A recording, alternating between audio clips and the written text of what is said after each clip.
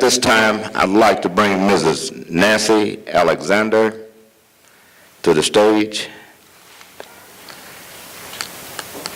Nancy, what is perceptive transformation? Can you help me with that? All right. I'll give you Nancy Alexander. Good morning.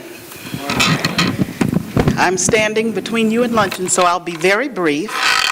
But I'm so glad and so appreciative Mr. Tillman gave me the opportunity to come and visit with you today. I'm glad all of you are here, but certainly Ms. Sherrod and Ms. Henry.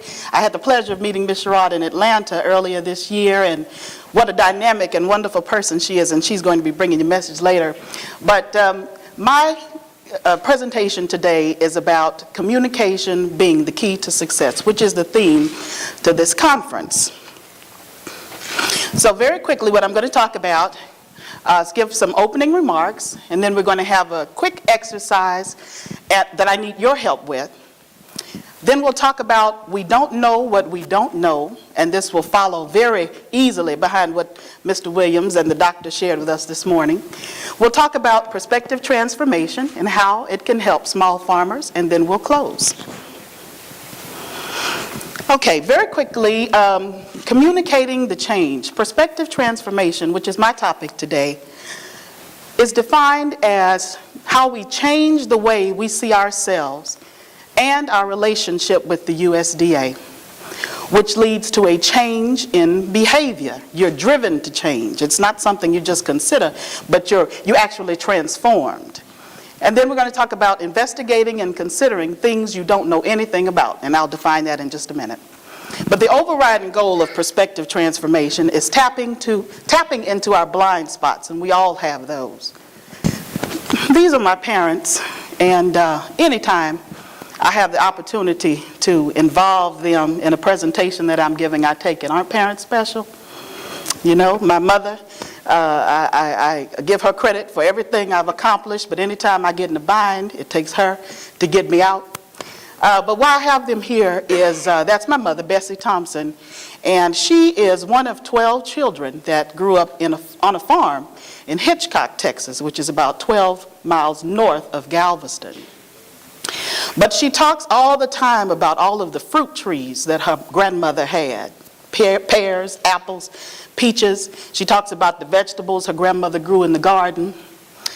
But she also talks about being one of 12 and having a father whose mother passed away when he was 3, having so many mouths to feed. And so she says, Nancy, we had breakfast, supper, and dinner.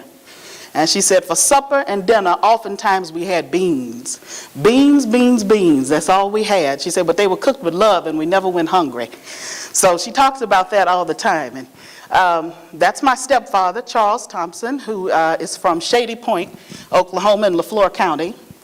He was one of 6 boys, and he often brags when he sends me to the grocery store. He said, you know, Papa never bought anything from the grocery store but flour and sugar. That's all. He said everything else we raised, we grew ourselves. And so he was one of 6 boys, and his job was to get up at 4 o'clock in the morning and run down to the end of the lane and find the horses. He said he never saw daylight at home. It was dark when they left, dark when they got home. But he would have to run to the end of the lane, and he said the horses could have gone to 3 different pastures, and luckily if he found one, he could ride that one back and the other ones would follow. 1963, Crazy Horse, a great American, was sharing a sacred pipe with Sitting Bull. And this picture and this statement was taken from him 4 days before his assassination, after he surrendered. But he said, the Red Nation shall rise again. In this world filled with broken promises, selfishness, and separations, I see a time man will gather under the sacred tree of life. And I understand you're a tree farmer.